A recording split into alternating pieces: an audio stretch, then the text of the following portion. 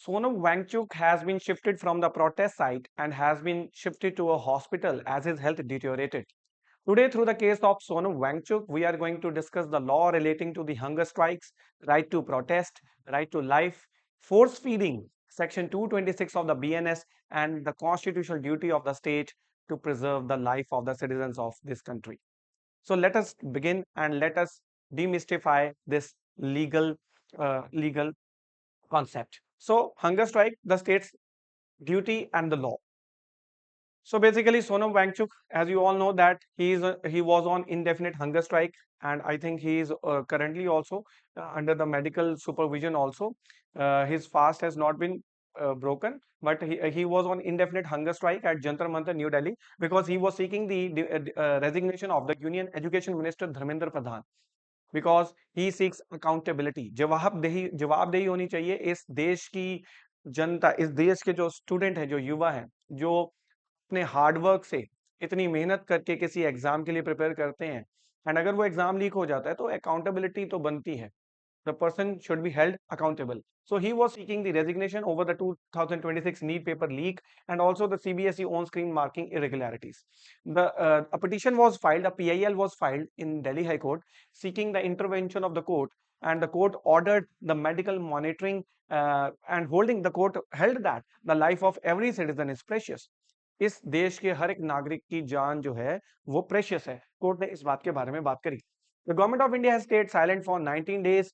19 days तक कोई government की तरफ से सोनम वांगचुक के साथ कोई भी डायलॉग या कोई भी प्रोटेस्टर्स के साथ कोई भी जो है डायलॉग इनिशिएट नहीं किया गया, and no minister has met written to or open talks with him. Now the key legal question is, does the state's duty extend only to saving a faster's life? तो क्या ये state की duty है कि अगर कोई हमारी देश के अंदर कोई प्रोटेस्ट कर रहा है, हंगर स्ट्राइक कर रहा है या फास्ट अनटू डेथ कर रहा है, तो क्या वो स्टेट की ड्यूटी है कि उसकी लाइफ को प्रोटेक्ट करना? And what will happen to the right to protest? Article 19(1)(a) of the constitution talks about freedom of speech and expression, and when a person is protesting against the government, demanding something from the government, then that person is expressing his dissent. That person is symbolically expressing his dissent against the government, and it is a kind of right to speech of right to speech and expression. He is expressing his dissent. So on the one hand, there is a protester, a hunger striker, a faster, who is exercising his constitutional right under Article 19(1)(a), and on the other hand, there is the duty of the state, the government, under Article 21. No one shall be deprived of his life and personal liberty except according to the procedure established by law. So under Article 21, the state has a bounden duty to protect the life of the citizens of this country. So there are two fundamental rights against each other. So if the government intervenes and takes away a hunger striker and uh, forces him to break his fast, to break to break the protest, then it will lead to the violation of Article 19(1)(a). And if the state allows that person to die, then it also violates the state's duty under Article 21, that is right to life. Then how to balance these two rights? We have to understand with the help of the case laws and what the Indian judiciary has held on this point. Now let's start the topics covered. Now, hunger strike is not a new way of protest. Gandhi ji has resorted to this method of protest, and it has a colonial origin also. Basically, not of the hunger strikes, but basically the legal provisions are there, and the constitutional basis of the protest is Article 19(1)(a), right to freedom of speech and expression, Article 19(1)(b), that is right to assemble peacefully without arms, and these rights are not absolute. ये right absolute नहीं है. इन rights के ऊपर restriction लग सकती हैं on the grounds of public order, on the grounds of sovereignty, integrity of India, and communal harmony and whatnot. So in Article 19 subclause 2 subclause 3, there are some restrictions which can be put upon these fundamental rights, and on the other hand there is Article 21. Now moving ahead, and let us understand it one by one. What is a hunger strike? So hunger strike, as you all know, hunger strike is a fast unto death, that is the unshan.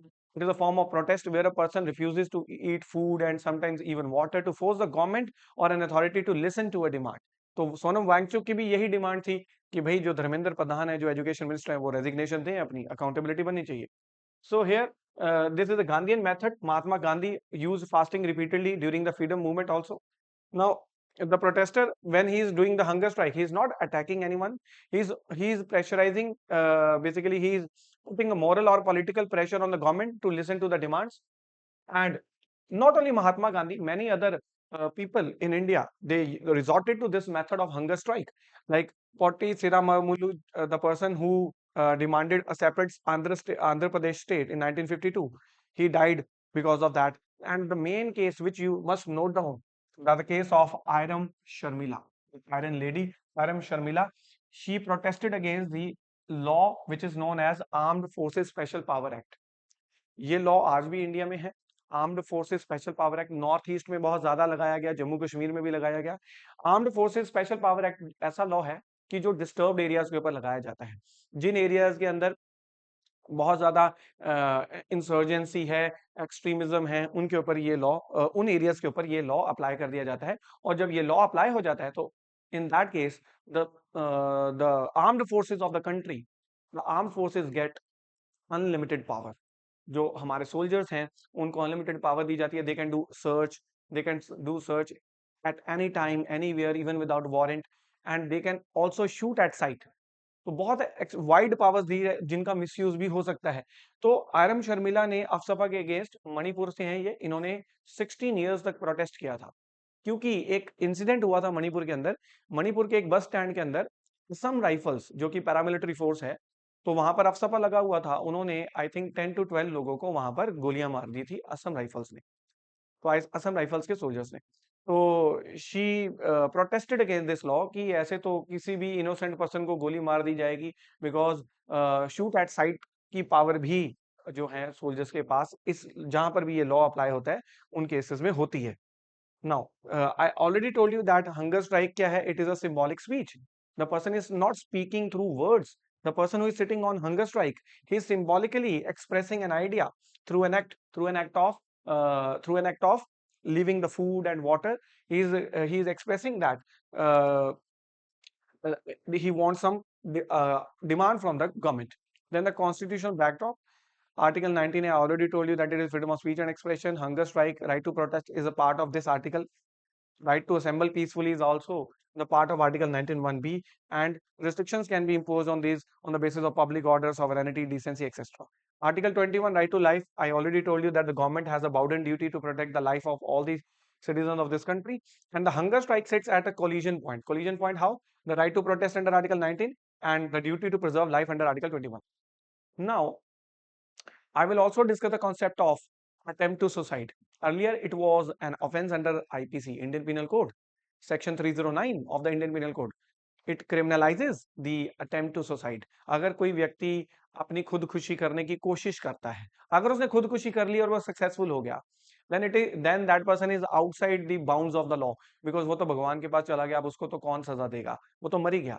But एक व्यक्ति जिसने suicide करने की कोशिश करी, उसने आत्महत्या करने की कोशिश करी और वो बच गया कहीं से भी, तो अटेम्प्ट टू सुसाइड उसने किया और उसको सजा होती थी पहले 309 आईपीसी में. Now IPC has been repealed and replaced by BNS, Bharatiya Nyaya Sanhita, and under the new law attempt to suicide has been decriminalized. There is no section which punishes attempt to suicide.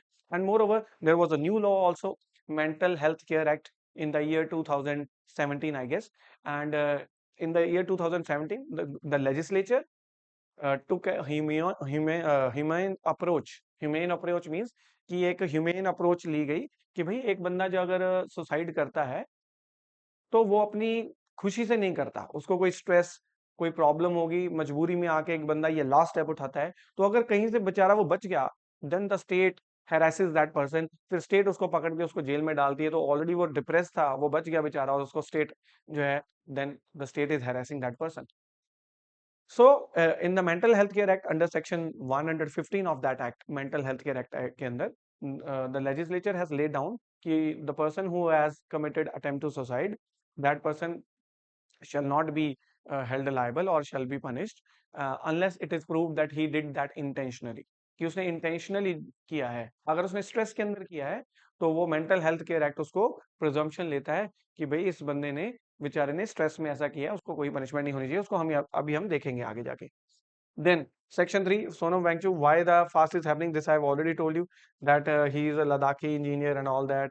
Three Idiot movie. Although Amir Khan has refused that Three Idiot movie, the character Funsuk Wangdu was not inspired by Sonam Wangchuk. But हमने तो छोटे होते से यही सुना आया और यही पढ़ा था कि भाई जो फुनसुक वांगडू का कैरेक्टर है वो सोनम वांगचुक के ऊपर बेस्ड था। देन पीआईएल फाइल हुई, मैंने आपको बताया था, और दिल्ली हाई कोर्ट के chief justice Devendra Kumar Upadhyay and Tejas Kariya division bench ने उन्होंने बोला that life of every citizen is precious and that medical efforts ought to be made by the government to save it. Now moving ahead, the case of the name of the case is Rakesh Kumar Saini versus Union of India, the PIL, which was filed, and due to which the Delhi police has picked up Sonam Wangchuk and took him to the hospital. And now comes the question of why the state has an interest to preserve the life of the citizen.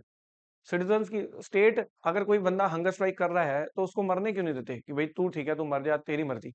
Because state की एक paternalistic duty of care है।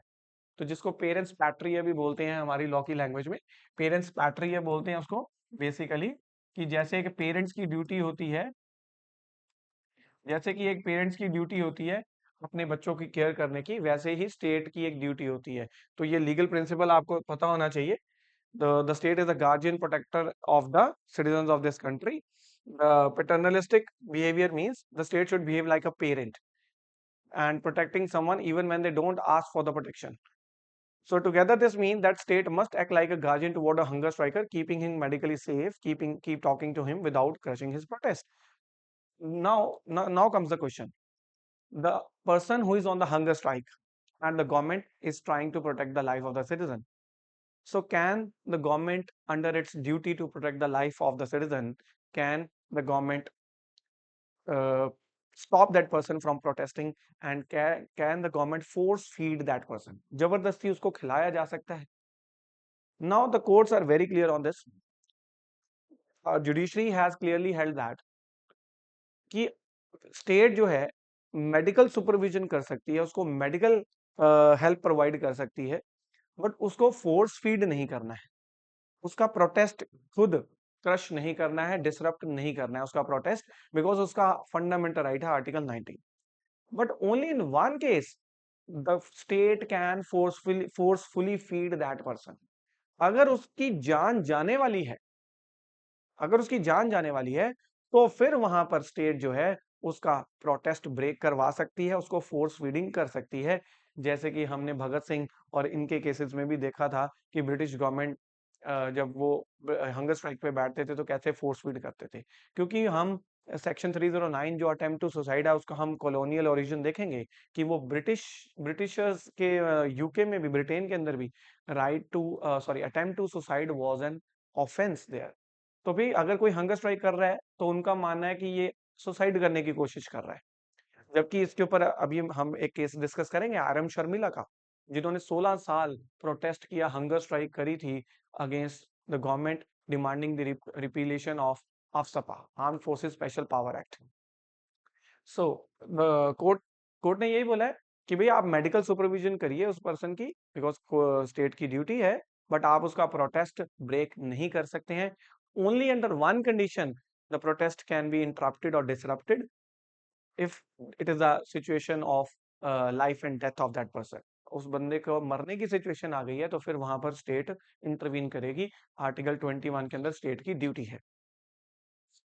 So now coming to the एक, अब ये बहुत सारे president हुए जहां पर इंडिया में हंगर स्ट्राइक्स हुई है। जैसे रिसेंटली इन 2024 जगजीत सिंह डल्लेवाल, जो ये एक फार्मर ऑर्गेनाइजेशन, जब ये फार्मर्स प्रोटेस्ट हुए थे उसके बाद जगजीत सिंह डल्लेवाल इन्होंने भी हंगर स्ट्राइक की थी। तो यहाँ पर सुप्रीम कोर्ट ने बोला था it is bounden duty of the state of Punjab and the union government to protect the life. तो उन्होंने बोला था कि आप उनके प्रोटेस्ट को डिसरप्ट नहीं करेंगे अनटिल अनलेस की उनकी डेथ वाली या कोई ऐसी सिचुएशन बन जाए। तो Dallewal, Jagjit Singh Dallewal was a septuagenarian, mean 70s की एज में थे वो अपने। सेप्टुजेनारियन वही होता है जो 70s की एज में होता है, 70 से ऊपर होता है, 70 से लेके 79 तक। Septuagenarian farmer leader fasted over 20 days and the court held it was a bounden duty of the state of Punjab, the union government, and other stakeholders to provide immediate adequate medical aid to Dalewal without forcing him to break his fast. Without forcing him to break his fast, unless it is imperative necessary to do so to save his life. तो जब life की situation आ जाएगी तभी fast break करना है, नहीं तो medical supervision दो, डॉक्टर्स की सुपरविजन में होना चाहिए, अदरवाइज आप उनको फोर्स फीड या उनका प्रोटेस्ट ब्रेक नहीं कर सकते। Now now coming to the next president that Ramlila Maidan, ये जो है बाबा रामदेव ने ब्लैक मनी के लिए प्रोटेस्ट किया था रामलीला मैदान पे, तो वहां पर भी गवर्नमेंट ने at that point of time UPA government was there, Manmohan Singh ji was a prime minister, उन्होंने कांटेक्ट किया था बाबा रामदेव जी से कि आप प्रोटेस्ट मत करिए। Basically the government was engaging into dialogue with the protesters, so it was a good sign that the government was engaging. But in this case, Sonam Wangchuk case, the government remained silent for over 19 days.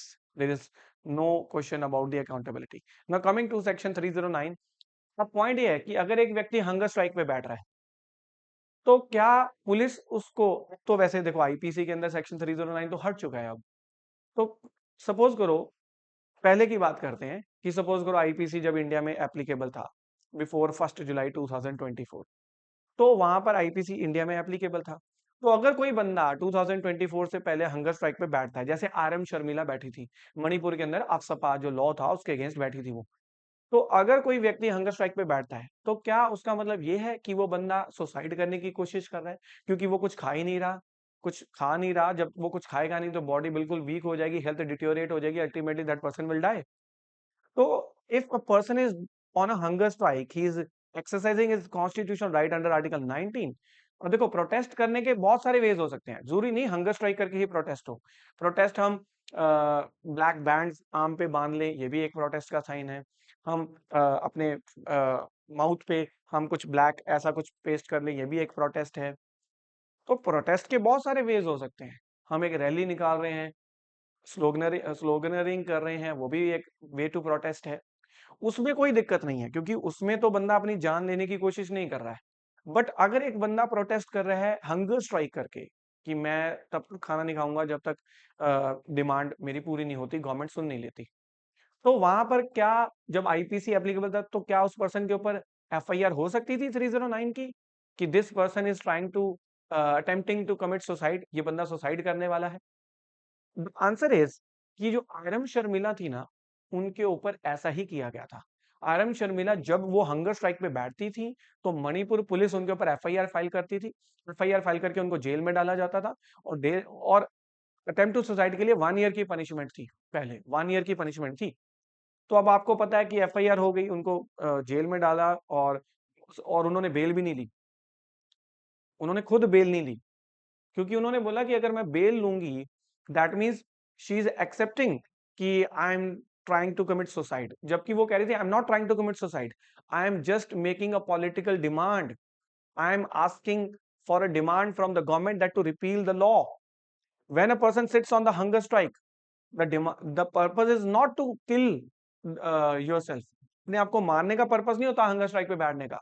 Hunger strike पे बैठने का मतलब होता है the person is demanding something from the government, and in that process he is taking the risk of death, death का risk ले रहा है, ना कि डेथ सीक कर रहा है। सीक समझते हो, डेथ मांग नहीं रहा अपने लिए, हाँ डेथ का रिस्क उसके अंदर जरूर है कि जब वो हंगर स्ट्राइक पे बैठेगा। तो उन्होंने बेल भी नहीं ली, उन्होंने बोला कि it will be an acknowledgement from my side if I seek bail from the court that I have really attempted to commit suicide. तो आरएम शर्मिला के केस में जब वो हंगर स्ट्राइक पे बैठती थी, मणिपुर पुलिस उनके ऊपर एफआईआर फाइल करती थी, उनको जेल में डाल दिया जाता था। 1 साल तक, अभी ट्रायल कंप्लीट नहीं होता, आपको पता है इंडिया में ट्रायल कंप्लीट होने में 3-4 साल लग जाते हैं। तो 1 साल सजा होती थी, 1 साल के बाद जब उनको रिलीज किया जाता था, तो ट्रायल तो अभी क्या ही होना है, उनको 1 साल के बाद रिलीज कर दिया जाता था। जब वो बाहर आती थी, again she sat on the hunger strike, फिर उनको एफआईआर करते, फिर उनको जेल में डाल देते। ऐसे कई बार उन्होंने, पुलिस ने ऐसा किया। फाइनली जब मणिपुर के अंदर मैजिस्ट्रेट कोर्ट और डिस्ट्रिक्ट कोर्ट, सेशंस कोर्ट ने जब ये डिसीजन दिया इस केस के ऊपर, तो उन्होंने बोला कि sitting on hunger strike does not amount to attempt to suicide. Court ने बोला कि हंगर स्ट्राइक पे बैठना आत्महत्या करने का प्रयास नहीं माना जाएगा। कोर्ट ने बहुत लॉजिक सिंपल सा दिया। कोर्ट ने बोला कि जब भी कोई पर्सन क्राइम करता है तो सुसाइड करना, क्या प्रयास करना, सुसाइड करने का प्रयास करना अपने आप में क्राइम है। बट कोर्ट ने बोला जब भी कोई पर्सन क्राइम करता है तो उसका मेंजरिया होना चाहिए। मेंजरिया, मेंजरिया is guilty mind, मेंजरिया is guilty mind, intention basically.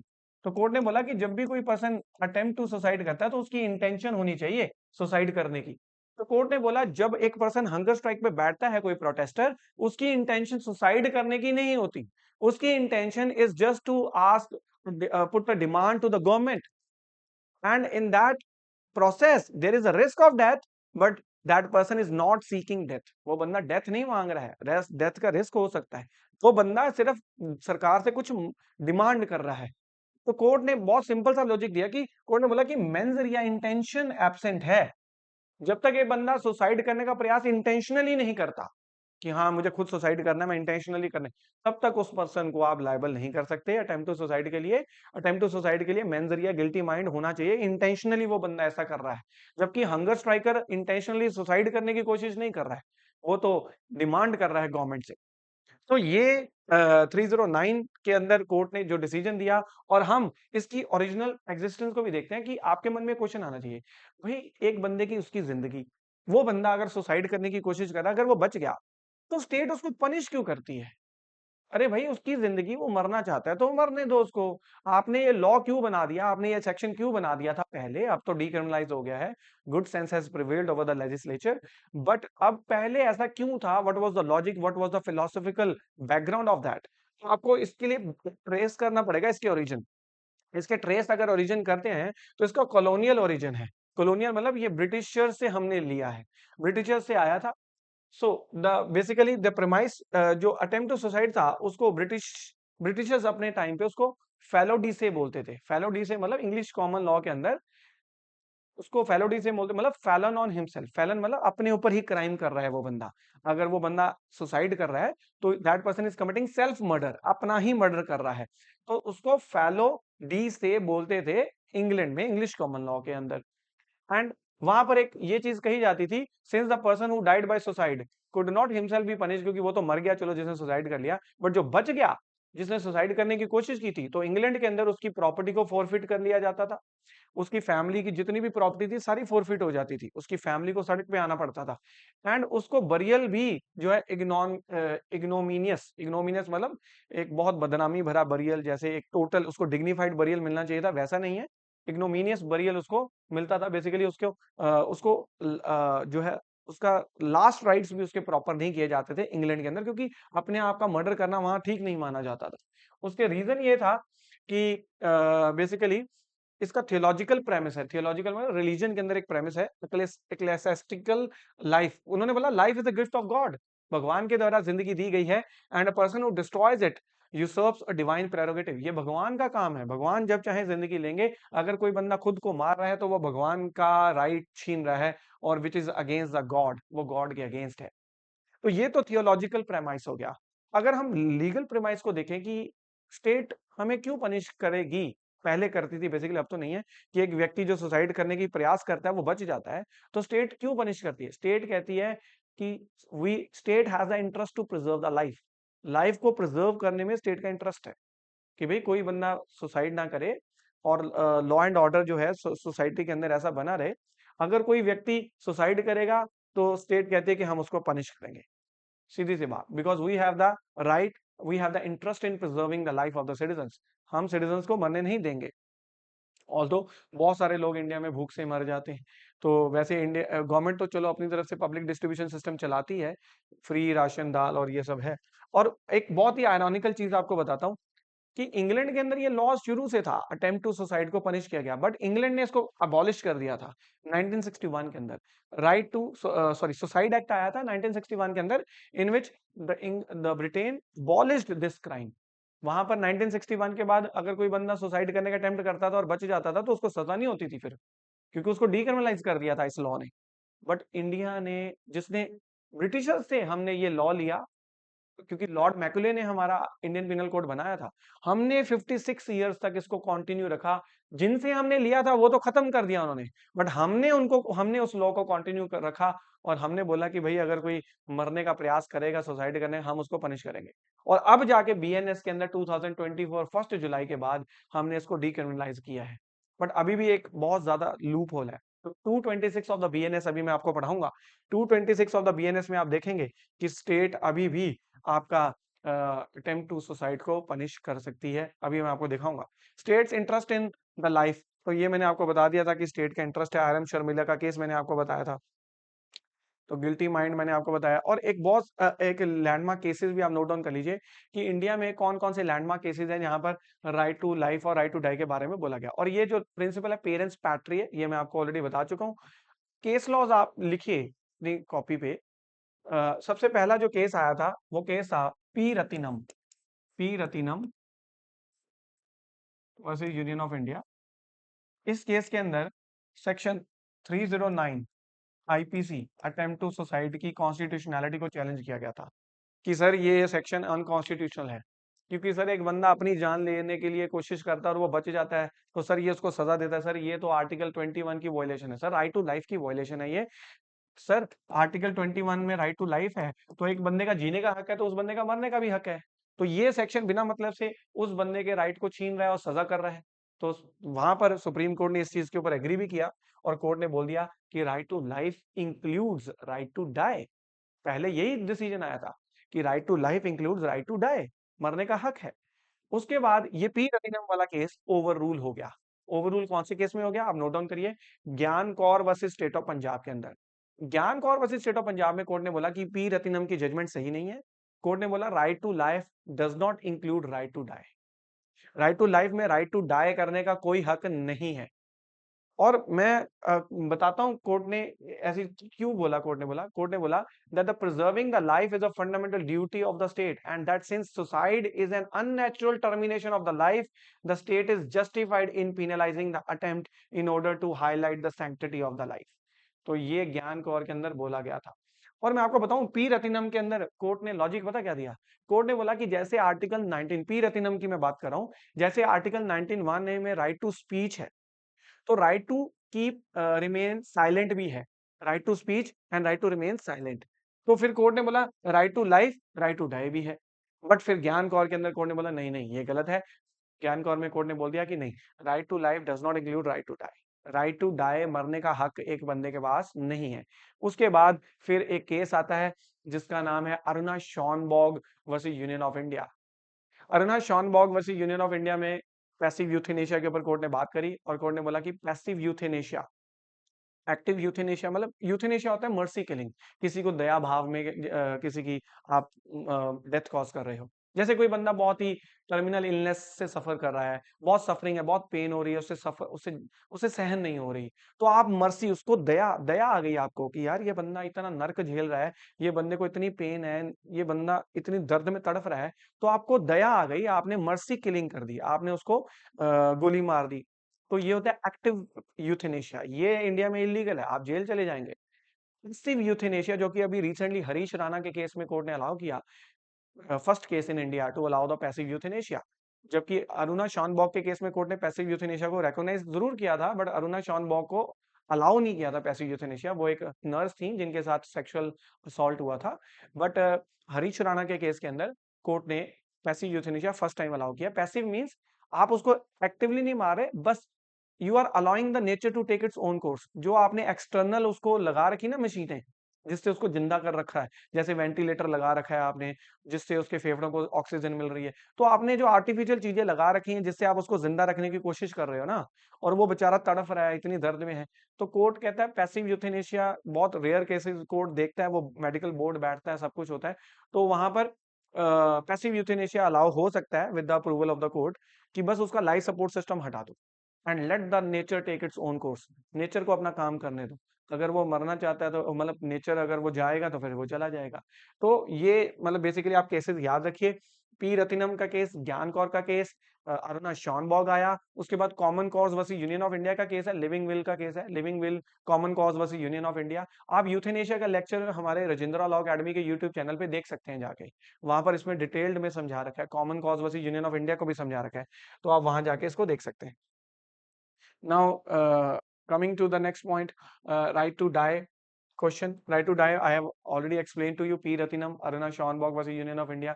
इनके केस टाइमलाइंस देख लें, 1994 में आया, ज्ञान कौर 1996 के अंदर आया, अरुणा शॉनबॉग 2011 में आया, रीअफर्म्ड ज्ञान कौर को सपोर्ट किया और कोर्ट ने बोला कि right to life does not include right to die. तो ये जो है ये टाइमलाइन है, ठीक है। एंड ज्ञान कौर का ये सारा, देन उसके बाद अब लॉ क्या चेंज हो गया जी, लॉ ये चेंज हो गया कि एक तो नया लॉ आ गया, मेंटल हेल्थ केयर एक्ट 2017। इसमें बोला कि जो पर्सन्स मेडिकली डिप्रेस्ड हैं, स्ट्रेस्ड हैं, जिन्होंने अपना इतने स्ट्रेस्ड में थे कि उन्होंने अपना सुसाइड करने की कोशिश करी है, तो उनको पनिश नहीं किया जाएगा, डीक्रिमिनलाइज कर दिया गया बेसिकली। उस टाइम पे आईपीसी एनफोर्स में था, अभी 2017 में आया है, आईपीसी 2024 1 जुलाई से खत्म हुआ है, तो तब ये लॉ आ गया था। और अल्टीमेटली फिर जो पर्सन सुसाइड करने की कोशिश करता था और बच जाते थे, उनको अल्टीमेटली फिर सजा नहीं होती थी, क्योंकि इसका सेक्शन 115 अभी दिखाते हैं। फिर ये जो नया लॉ आ गया बीएनएस का सेक्शन 226, वेरी इंपॉर्टेंट। इसमें हमने ये तो पढ़ लिया कि बीएनएस के अंदर अब अटेम्प्ट टू सुसाइड एक ऑफेंस नहीं है, बट कहीं ना कहीं indirectly attempt to suicide offence ये सेक्शन जो है ये उसको क्रिएट करता है, इवन कि उससे भी वर्स्ट है ये। वर्स्ट क्यों है मैं अभी आपको दिखाऊंगा। 226 BNS. So, Mental Health Care Act Section 115 it created a presumption that a person who attempts suicide shall be presumed to be under। जो बंदा सुसाइड करता है तो ये कहता है उसको मान लिया जाएगा कि उस बंदे ने खुशी खुशी सुसाइड नहीं किया है, उस बंदे ने स्ट्रेस के अंदर सुसाइड किया है, और अगर स्ट्रेस के अंदर किया तो उसको कोई सजा नहीं मिलेगी। देन ये जो नया लॉ आया है सेक्शन 226 ऑफ द बीएनएस, तो ये क्या कहता है, ये कहता है कि भाई अगर कोई व्यक्ति सुसाइड करने की कोशिश करता है, क्यों करता है, to compel a public servant, एक पब्लिक सर्वेंट को मजबूर करने के लिए कि भाई पब्लिक सर्वेंट अपनी ड्यूटी ना करे। जैसे मान लो एक पब्लिक सर्वेंट किसी को अरेस्ट करने आ रहा है, या पुलिस अरेस्ट करने आ रही है, कुछ भी अपनी ड्यूटी डिस्चार्ज करने आ रही है, और वो बंदा कहता है कि अगर तुम यहाँ पर अरेस्ट करने आओगे तो मैं अपने आप को आग लगा लूंगा या मैं मर जाऊंगा, तो वो बंदा सुसाइड करने की कोशिश करता है ताकि पब्लिक सर्वेंट अपनी ड्यूटी ना करे, टू फ्रॉम डिस्चार्जिंग, उसको कंपेल करता है कि public servant should preventing the public servant from discharging his duty. अब यहाँ पर आप सोनम वेंगचुक का केस लो, सोनम वेंगचुक स्ट्राइक कर रहे हैं कि पब्लिक सर्वेंट, अब मिनिस्टर्स कौन है, पब्लिक सर्वेंट, मिनिस्टर्स को भी पब्लिक सर्वेंट बोल सकते हैं। वो मिनिस्टर्स को फोर्स करने के लिए कि आप रिजाइन करो, और वो कह रहे हैं कि मैं हंगर स्ट्राइक पे हूँ, ठीक है मैं हंगर स्ट्राइक पे हूँ, तो अभी इसके ऊपर कोई डिसीजन तो नहीं आया, तो मतलब इसको इस तरह यूज किया जा सकता है कि एक बंदा हंगर स्ट्राइक पे बैठा है और वो कुछ खा नहीं रहा, और वो उसकी हेल्थ इतनी डिटोरेट हो गई है कि वो कहता है कि मैं कुछ नहीं खाऊंगा चाहे मैं मर जाऊं, तो इसे एक तरह का अटेम्प्ट टू सुसाइड वो कह सकते हो आप। बट जबकि लॉ ने ये चीज क्लियर कर दी है कि हंगर स्ट्राइक पे जो बैठा होता है उसको हम सुसाइड, अटेम्प्ट टू सुसाइड नहीं बोल सकते। आर एम शर्मिला के केस में हमने देख लिया था। बट इसका मिसयूज हो सकता है कि भाई एक बंदा अटेम्प्ट टू सुसाइड कर रहा है, और क्यों कर रहा है, क्योंकि किसी पब्लिक सर्वेंट को कंपेल करने के लिए कि वो कुछ अपनी ड्यूटी को डिस्चार्ज ना करे, कुछ ऐसा करने के लिए। तो ये है सेक्शन 226 ऑफ द बीएनएस जिसका मिसयूज हो सकता है। अब क्रिटिक्स ये आर्ग्यू करते हैं कि जो सेक्शन 226 है ना, ये प्रोटेस्ट को क्रिमिनलाइज कर सकता है, प्रोटेस्ट, क्योंकि हंगर स्ट्राइक एक फॉर्म ऑफ प्रोटेस्ट है, तो प्रोटेस्ट को क्रिमिनलाइज कर सकता है। And irony is that even the colonisers जो हमारे ऊपर राज करके गए had not specifically criminalise the indefinite hunger strike while laws drafted with the state intended to decolonise do so now. अब उन्होंने तो ऐसा कुछ नहीं किया हंगर स्ट्राइक, क्योंकि हंगर स्ट्राइक को ही अटेम्प्ट टू सुसाइड में डालेंगे ना, नॉर्मल प्रोटेस्ट को तो कैसे ही डाल देंगे इसके अंदर अटेम्प्ट टू सुसाइड। अगर हम स्लोगनरिंग कर रहे हैं, हम मुर्दाबाद मुर्दाबाद कर रहे हैं, तो वो तो अटेम्प्ट टू सुसाइड में नहीं आएगा, तो फिर तो ये सेक्शन नहीं लगेगा। ये सेक्शन लगेगा ही तभी जब हंगर स्ट्राइक पे कोई बैठेगा, जो हंगर स्ट्राइक के फॉर्म में प्रोटेस्ट करेगा उसके ऊपर लगा सकते हैं कि भाई ये बंदा मरने की कोशिश कर रहा है और पब्लिक सर्वेंट को कंपेल कर रहा है from discharging his duty, from refraining to discharge his duty, उसको रोक रहा है अपनी ड्यूटी डिस्चार्ज करने से, ठीक है। तो इस वे से इसका मिसयूज हो सकता है, तो इस वे से मैं बताऊं कि ये सेक्शन का मिसयूज हो सकता है। So this is all about the right to protest, then hunger strike, force feeding, section 226 of the BNS, and the state's duty to protect the citizens of this country। तो आपको बस एक ही चीज याद रखनी है कि हंगर स्ट्राइक आर्टिकल 19(1)(a) का पार्ट है, freedom of speech and expression का, वो फंडामेंटल राइट है। हाँ, उसके ऊपर रिस्ट्रिक्शन लग सकती है अगर कोई पब्लिक ऑर्डर खराब हो रहा है, security of the state, decency और ये सब, तब लग सकता है। अदरवाइज वो हंगर स्ट्राइक करना हमारा कॉन्स्टिट्यूशनल राइट है। बट अगर वो व्यक्ति हंगर स्ट्राइक करके इतना ही उसकी हेल्थ डिटेरियोरेट हो रही है तो फिर आर्टिकल 21 स्टेट के ऊपर ड्यूटी भी लगा रहा है कि भाई आप सिटीजन्स की लाइफ को प्रोटेक्ट करो। अब जब वो प्रोटेक्ट करने की बात आ रही है तो उसका मतलब ये नहीं कि उसको प्रोटेस्ट करने से रोक दे, कि अब वो उसको बोले नहीं नहीं तू प्रोटेस्ट नहीं कर सकता, क्योंकि कोर्ट ने बोला कि प्रोटेस्ट करने से आप उसको रोक नहीं सकते, हाँ उसको मेडिकल सपोर्ट दो, आप मेडिकल सपोर्ट दो, उसका प्रोटेस्ट आप ब्रेक नहीं कर सकते। एक ही केस में प्रोटेस्ट ब्रेक हो सकता है, फोर्स फीडिंग हो सकती है, वो तब है जब उसकी लाइफ और डेथ की सिचुएशन बन जाए, when it is imperative to save the life of that person. उस पर्सन की लाइफ को बचाने के लिए तब उसको फोर्स फीडिंग कर सकते हैं, तब उसका प्रोटेस्ट ब्रेक करवाया जा सकता है। आरएम शर्मिला जब वो जेल में थी, उनको बहुत बार फोर्स फीडिंग की, उनको नेजल ट्यूब लगा दी जाती है, नाक में ऐसे पाइप लगा दी जाती है और फोर्स फीडिंग करते हैं, जैसे भगत सिंह को भी ऐसे किया था उन्होंने, फ्रीडम फाइटर जो हमारे ग्रेट फ्रीडम फाइटर थे। तो वो इसलिए किया था क्योंकि जिस टाइम आरएम शर्मिला को फोर्स फीडिंग करी है वो कस्टडी में थे, जुडिशियल कस्टडी। तो जब पुलिस की कस्टडी में कोई बैठ के हंगर स्ट्राइक पे बैठ गया है, तो वहां पर अगर उसकी लाइफ का सिचुएशन है तो वहां पर उसको फोर्स फीडिंग कर सकते हैं। बट एक बंदा बाहर बैठ के पुलिस कस्टडी में नहीं है, हंगर स्ट्राइक कर रहा है, तो उसका फोर्स आप ब्रेक प्रोटेस्ट उसका ब्रेक नहीं कर सकते आप, ओनली अंडर वन सिचुएशन, जब उसकी लाइफ और डेथ की सिचुएशन है। So I hope you like this session. Thank you for watching and do subscribe the channel and share the video.